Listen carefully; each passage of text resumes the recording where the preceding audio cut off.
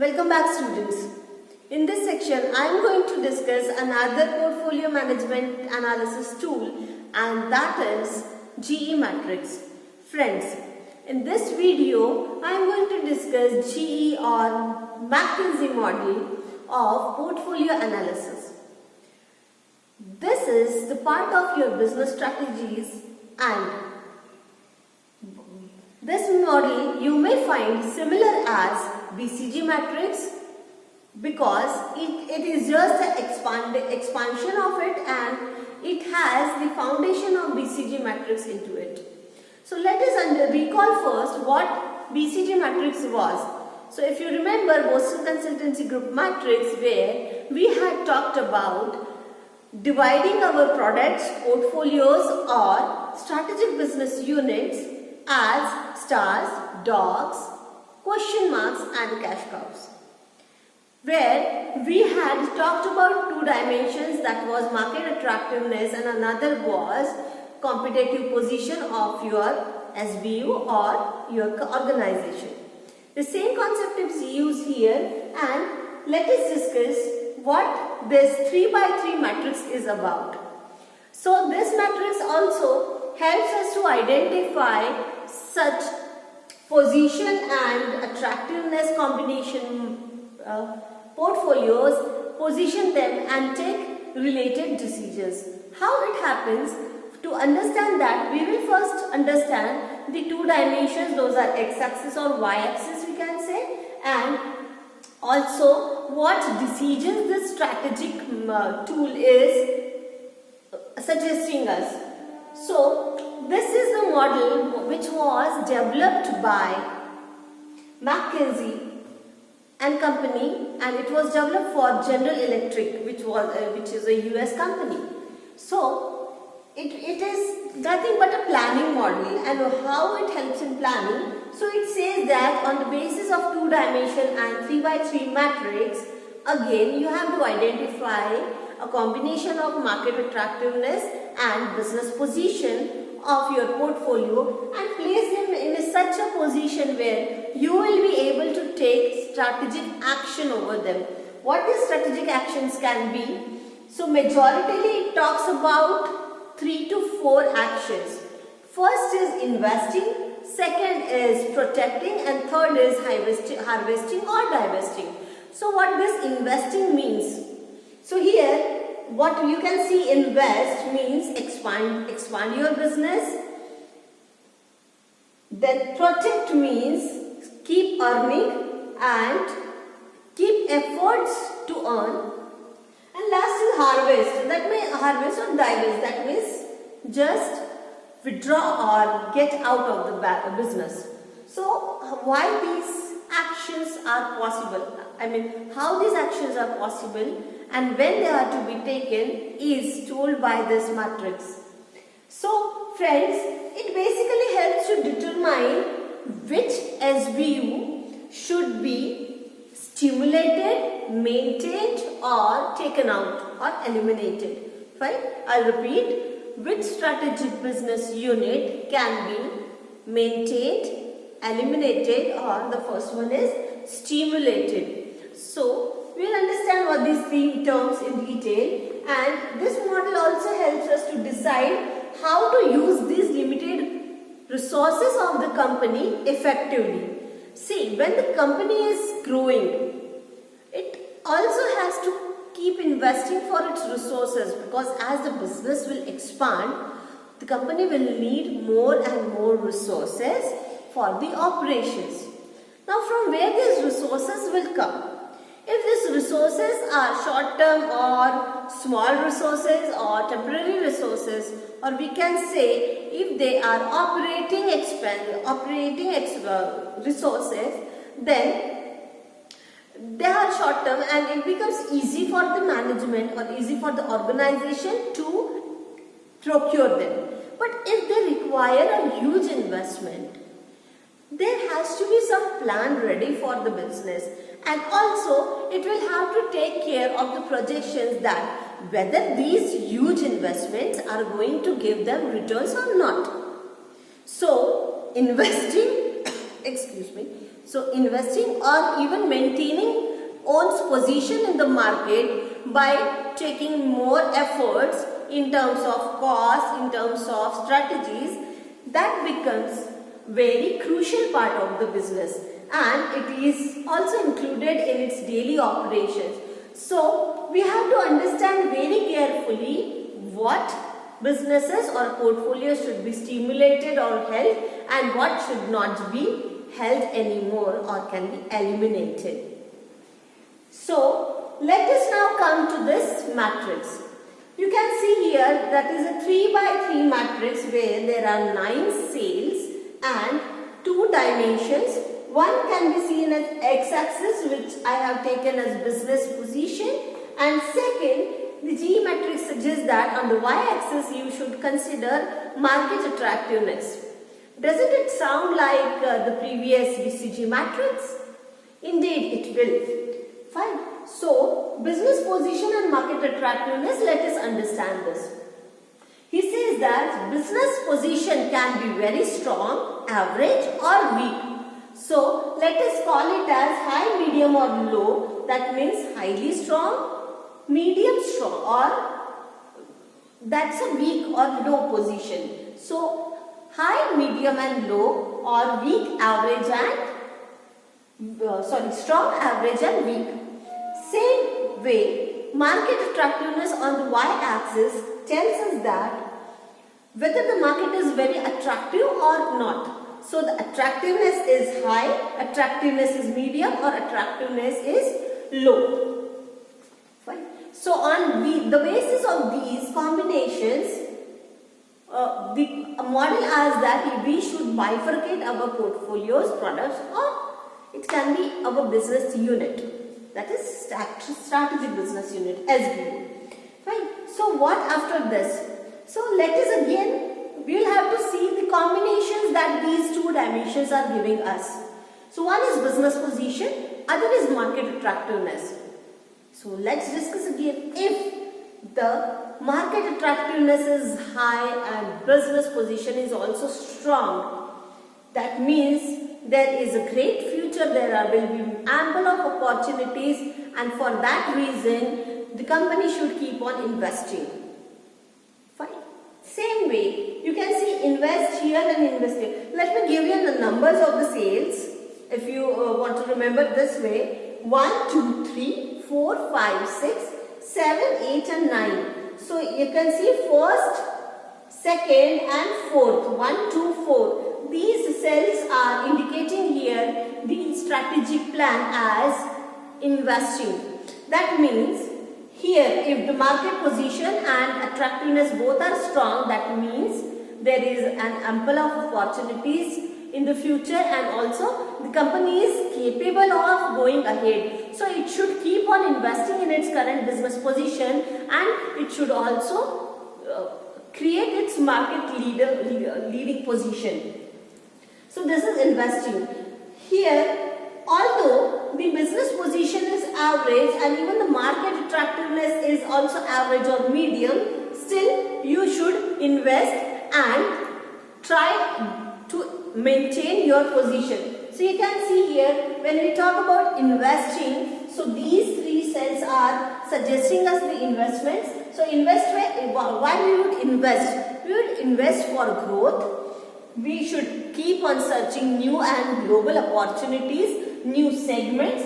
We can seek the market leadership to maintain that, and also building our existing position to be a market leader, or if we are already a market leader, when we are having strong market position and attractiveness of the market, then we should maintain that position, which obviously requires some efforts. Otherwise, eventually other companies will take over us, because the companies or the market leaders are having the closest threat from their immediate predecessors.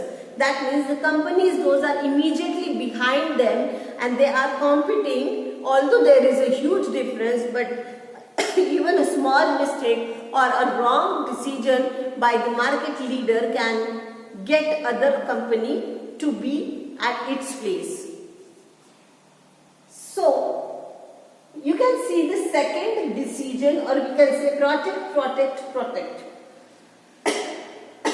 If we compare this as a signal or this traffic signal or spotlight signal, stoplight signal, it also compares it as this, that green, yellow and red bells. So when we are saying invest, invest and keep investing, it's a green signal or it's a green stoplight which is saying that go on. When we are talking about protect, protect, protect, that means there is a danger and we need to put more and more efforts, investments and also maintenance cost. So that will be a yellow signal or yellow stoplight, which also talks about investing for the earnings, maintaining the market position and struggling for it, investing selectively. Now here we will be like, here you can say at the position of 3 and 7. 3 and 7. Here is also protect, but you can see here one of the side is low. That means either your business position is weak or your market attractiveness is completely low. There is no market attractiveness. In that market, if you are or if you want to enter, then you will have to be very selective. The company will have to select its niche so that it will not go haphazardly into the market, but it will cater to the selected segments so that its profit will be focused and the perspectives which are generated will be from a forecasted way. So when we are talking about investing in earnings, maintaining it and concentrating on the selected segments, finding and specializing in those niche categories, that is how a company is going to protect its SBUs or portfolios for that matter. And the last one is harvest or divest. Harvest, harvest or divest. You can see here the cell number 6, 8 and 9.